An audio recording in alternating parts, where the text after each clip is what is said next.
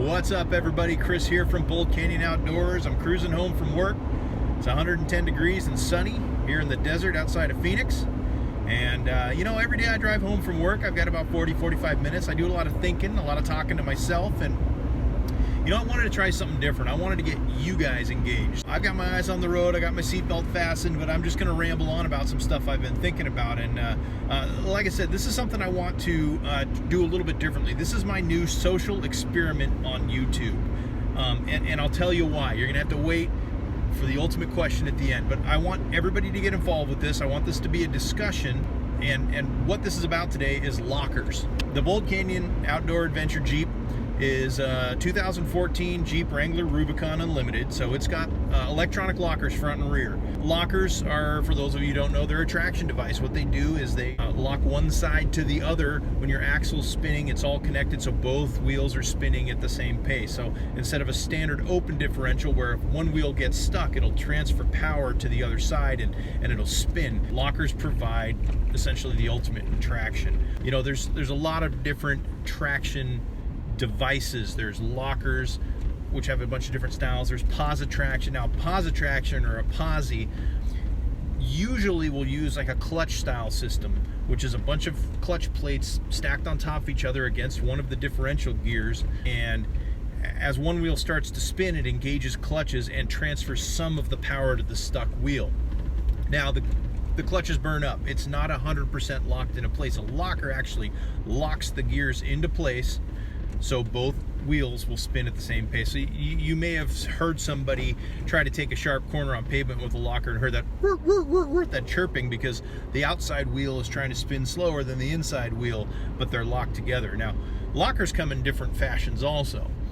You've got essentially a fixed locker, like a Detroit locker, which they call, or a Lockrite or a lunchbox locker. These are all what they call ratcheting lockers. So as you go around a corner, they'll actually disengage with springs and make a clunking sound. They're essentially a mechanical, always engaged locker. And then there's a selectable locker, which is what the Rubicon has. It has an electronic selectable locker. So when I'm in the correct gear, I can turn on my locker with a button. It locks in my front and rear differentials. ARB has an air locker. So Rubicon's electric, ARB is air. Uses an air compressor and uses a little air system to engage the solid locker.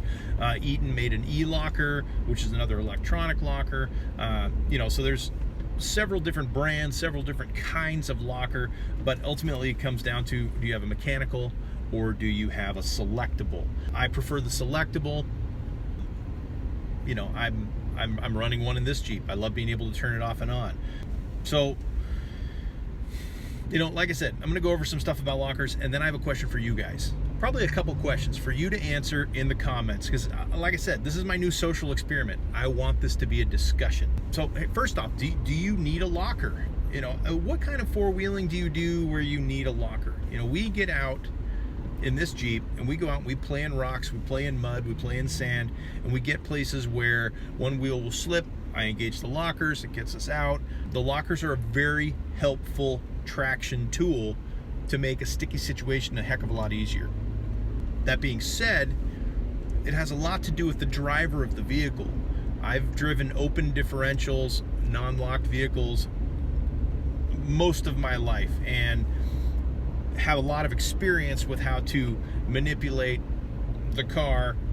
Whether you're sawing the steering wheel back and forth, you're doing some reversing, you're picking a better line, or you're touching the brake to stop that spinning wheel and transfer a little bit of power to the other wheels. There's a lot of different techniques. So a lot of it is driver versus the gear you have.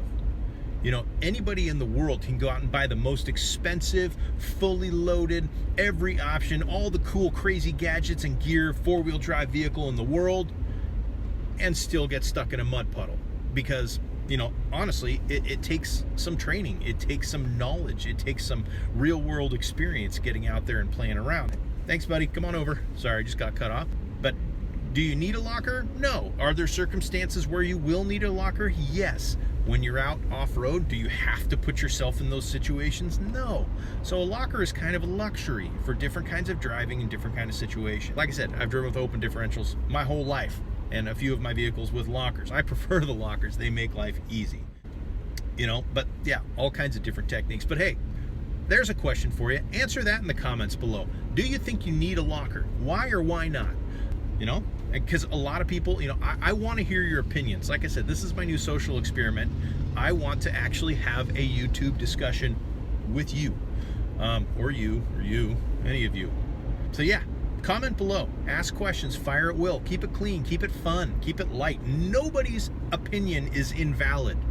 What's your experience? What's your opinion? So now let's get back to lockers. Now, I have a 1968 Jeepster Commando that's lifted. It's on 33s. It has ARB lockers front and rear. And I have the Rubicon that we're in right now. The tires are about 34.5 inch. It's lifted, geared for off-road with electronic Jeep lockers front and rear. Now there's pros and cons to both.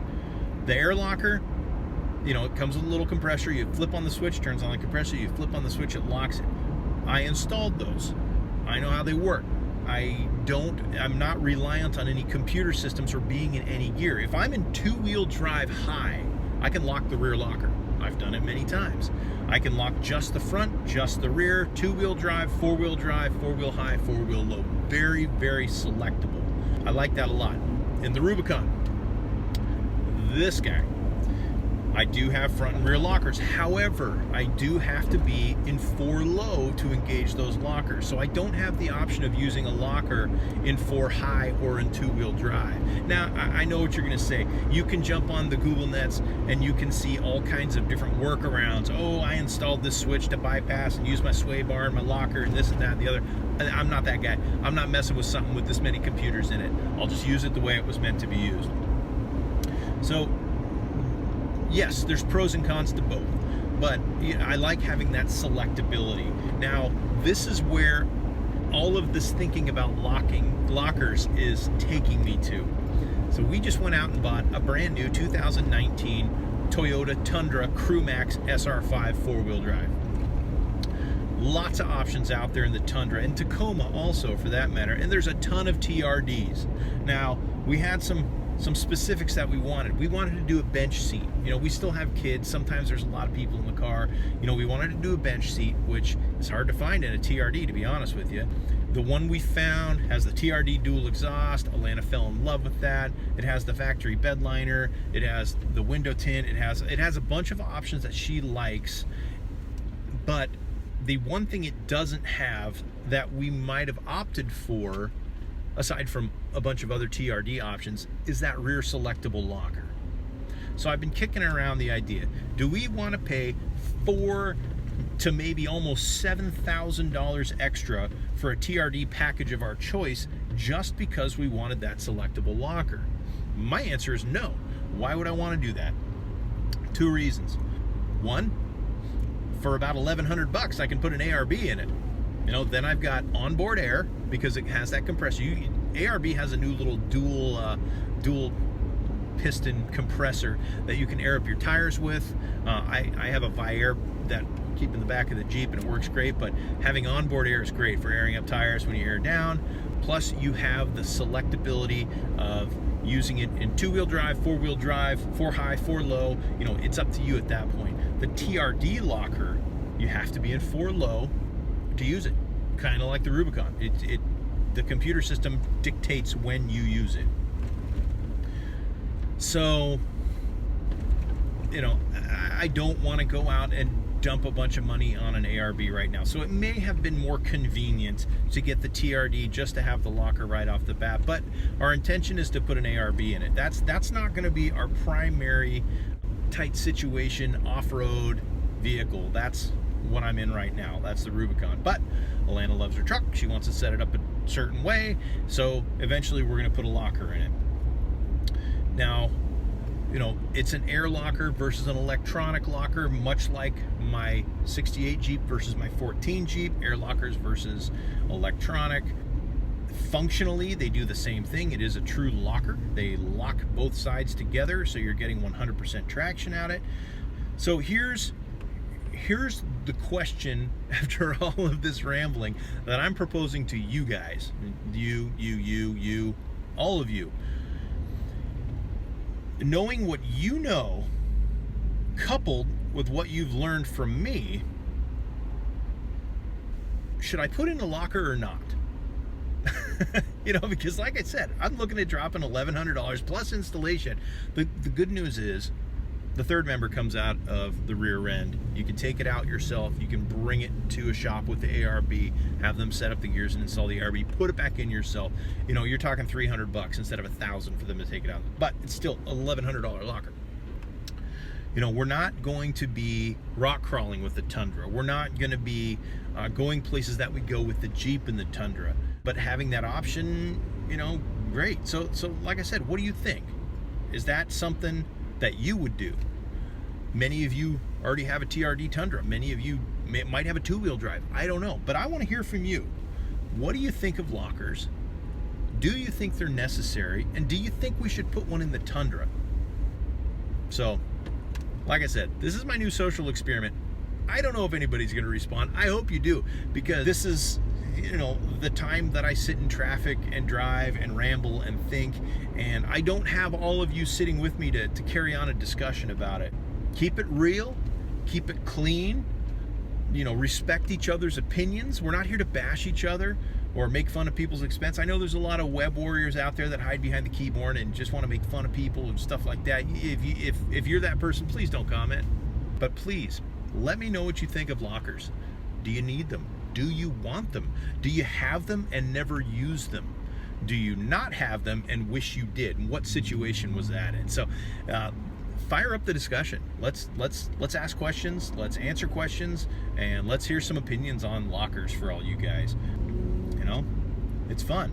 So yeah, hit that comment below, ask a question, answer a question, tell me your opinion. Let's do it. And while you're at it, let me know if you think this is a cool way to have a discussion. You may think I'm being dumb, and you can say that, hey man, this is ridiculous, don't do that again. Make more videos on using stuff and abusing stuff. But you know, this is the closest I'm gonna have with having a conversation with you guys until I meet you out on the trail. So hit that like button right there. No, it's right there. The subscribe button is right there. Hit the like button, hit the subscribe button, and ring that bell if you want notifications when I put new video outs, because that's what we're gonna do. We're gonna put out videos. Some might just be me in the Jeep. Some might be on testing new gear. We've got a big trip coming up. We're gonna go spend a bunch of time out in the wilderness in the Jeep, reviewing different gear, showing off some cool stuff, some techniques, some camp cooking. I'm a guy that loves to eat, so I'm a guy that loves to cook. So yeah, you know, and that's another thing you can comment on. If there's something you want to see, put it in the comments. I'll do my best.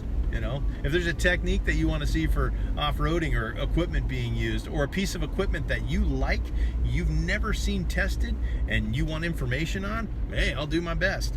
But yeah, like, thumbs up, subscribe, check out the other videos when they pop up, and yeah, hit those comments, guys. I want to hear from you. Let's have a discussion. So that's it for now. I'm 2/3 of the way home. I'm gonna go home. I'm gonna put my feet up. I'm gonna crack open something cool to drink, and hopefully I'll read some comments. And you know what? I'll respond to you too. I'm not one of those guys that's above having a you know, responding to questions and concerns and comments. You know, I've got the time. I only work like 55, 60 hours a week. The rest of the time I devote to eating and sleeping and answering questions on YouTube for you guys. So, hey, thanks for tuning in, and I'm looking forward to your comments. That's it for now. I'm stuck on the pavement, but happy trails, everybody. Chris signing off for Boulder Canyon Outdoors.